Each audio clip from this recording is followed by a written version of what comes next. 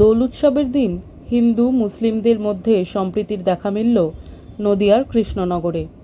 শুক্রবার একদিকে চলছে হিন্দুদের দোল উৎসব, অপরদিকে মুসলিমদের চলছে রমজান মাস, সঙ্গে এদিন আবার জুম্মাবার।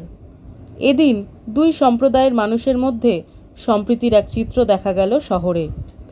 জানা গেছে, হিন্দু ধর্মাবলম্বী মানুষরা যখন হোলি খেলে বাড়ি ফিরছেন, তখন জুম্মার নামাজ শেষে মুসলিম ধর্মাবলম্বী মানুষজন পথ চলতি হিন্দু ভাই বোনদের হাতে তুলে দিচ্ছেন ঠান্ডা পানীয়।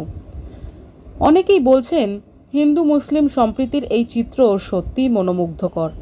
কবি নজরুল ইসলামের সেই কবিতা যেন আজ সার্থক।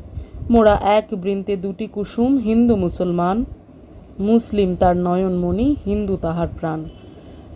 বর্তমান সময়ে এই রকম সম্প্রীতির চিত্র খুব কমই দেখা যায়। এদিন সম্প্রীতির এই প্রয়াসকে কুর্নিশ জানিয়েছেন কৃষ্ণনগরের যুব তৃণমূল নেতা কৌশিক মজুমদার।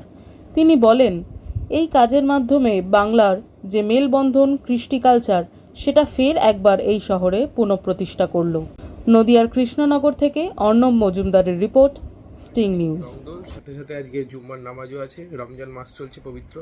সেখানে কৃষ্ণনগর শহরই পারে, সেখানে একটা সুন্দর দৃশ্য আমরা দেখতে পেয়েছি, যেখানে মসজিদ থেকে নামাজ পড়ে বেরিয়ে আসার সময় যারা রমজান মাসে রোজা রেখেছে, তো তারা আমাদের যারা রং খেলছে আজকে দোলযাত্রা উপলক্ষে, তাদের সকলকে ঠান্ডা পানীয় দিয়ে যেভাবে আমাদের ধর্মীয় যে মেলবন্ধন, এই বাংলার যে কৃষ্টি সংস্কৃতি, সেটাকে আরও একবার পুনঃপ্রতিষ্ঠা এই শহরে করেছে। তাদের সকলকে ধন্যবাদ জানাই। এইভাবেই আমরা সকলে মিলে একসঙ্গে বাংলাকে এগিয়ে নিয়ে যেতে পারবো, এটাই আমাদের বিশ্বাস।